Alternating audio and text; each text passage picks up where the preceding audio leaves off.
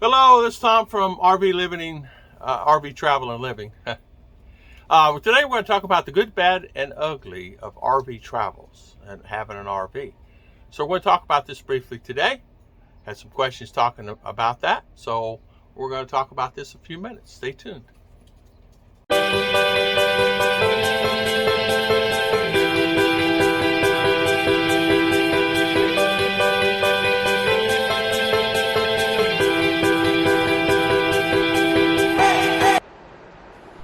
This is our new channel, RV Travel and Living. The good, bad, and ugly, RV Travel and Living. So today we're going to talk about this briefly. As you know, when you travel around in an RV, you're going to always learn things that are good and bad for you. Each person is different because each person requires a certain thing that they want or need in an RV. Main thing is a shelter, right? Air conditioning, heater, beddings, food, good fridge, things like that. You got to have their laptops, got to have your gadgets, got to have all that. The good, the bad, the ugly.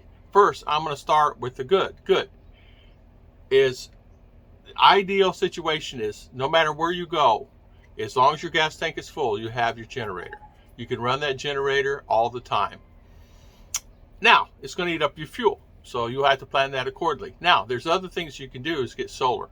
And solar about that, and have solar set up. Bad thing about it, here's the bad. The bad thing about solar is that the sun's going to hit it, and you're going to have gray days. You're going to have some skies that are gray all day, depending on what part of the country. It doesn't matter where you're at. Storms coming in, hurricanes coming in. Even in Florida, we used to have the gray days. Another thing too is when you're traveling around, you're going to have another thing. A bad thing also is internet. Internet's going to be a problem. You have to find some type of source of internet. There are some good companies out there that give you United States, no matter where you are, good internet.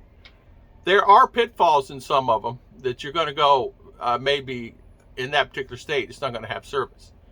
There are companies out there. There are some out there. I've not tested them, so I'm not going to say here, try this company. It's worked great for me. The one that I used to use was Straight Talk and T-Mobile, but they have spotty coverage. If you look at their maps are spotty, very spotty. The thing too is the positive thing is if you can ever get the internet, you can actually work a job. You can work an online job. You can work that city, whatever you're in, and get a job doing that online. I did a video on that. You guys probably know that video already. Another thing about the good, the bad, and the ugly about traveling in an RV is you're having the resources for water, dumping stations, food, refill your fuel, refill the food in the fridge, things like that. Because you'd be surprised. Those refrigerators only hold so much food. I suggest, and this is just a suggestion for me, you get even some, if you can boil water, you can have food. You can have soups and pastas and nice things like that. Because if you have steaks and you have steak and you have meat, you got to have that refrigerated all the time, and as you do some of the other stuff. But if you're in a situation where once you eat that steak, it's gone, unless you do a casserole. Or I used to do a lot of crock pot cooking in a crock pot. I'd have a meal for 3 or 4 days. I'd make what I call a smash. It was basically cheese and macaroni and ground beef and some vegetables in there, green peas and things like that, and I would make that in that crock pot. It was like heaven for me because you get a good piece of bread and you could put it on the bread, you could have it, and it sustained me for sometimes days. Also, living are the good, bad, and ugly. The bad also in that is that you will get the knock on the door. You'll have people coming and saying, hey, you can't park here, you can't do this, you can't do that. But if you think about it, it's really a simple thing. So pick up and move.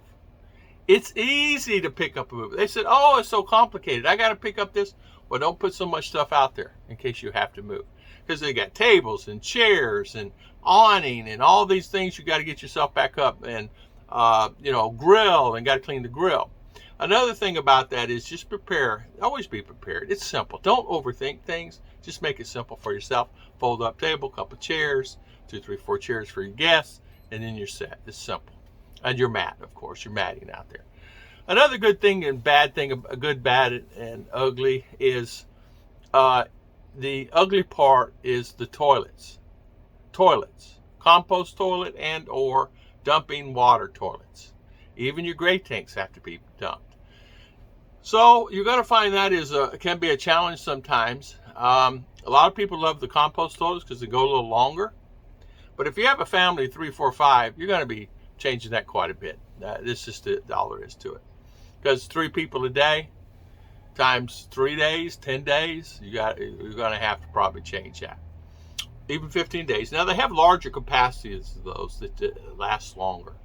But it's like anything else. It's what you can afford and what you want to take apart and clean every period, whatever period of time that would be. Some guys don't change them for 3 months. That's fine. As you know, dumping stations, you're good in your RV for 2 weeks anyway. Most of the time it's about 2 weeks with water and water for that. I always used to carry about 20 gallons of water in the back, even though it's heavy. I would put 20 gallons of water, just fill it up, and I'd have it. So I'd replenish. I would use that sometimes for outside showers. I'd have a camping bag shower, with the shower head, and use that sometimes. If I'm out, what difference? People say, well, you can't take showers. Well, you can. You can. Well, I didn't take a shower for a month. Why would you not take a shower for a month when you have a camping bag available and you can fill it up with water? Well, it's not heated. Well, take the camping bag, fill it up with water, set it on top of your car or van or your RV and set it out there in the sun. Believe me, it'll heat it up enough you can take a shower. And that'll hold anywhere from probably 4 or 5 gallons of water, enough to take a shower. And it's nice. Just get get you the round and hang it from your back ladder.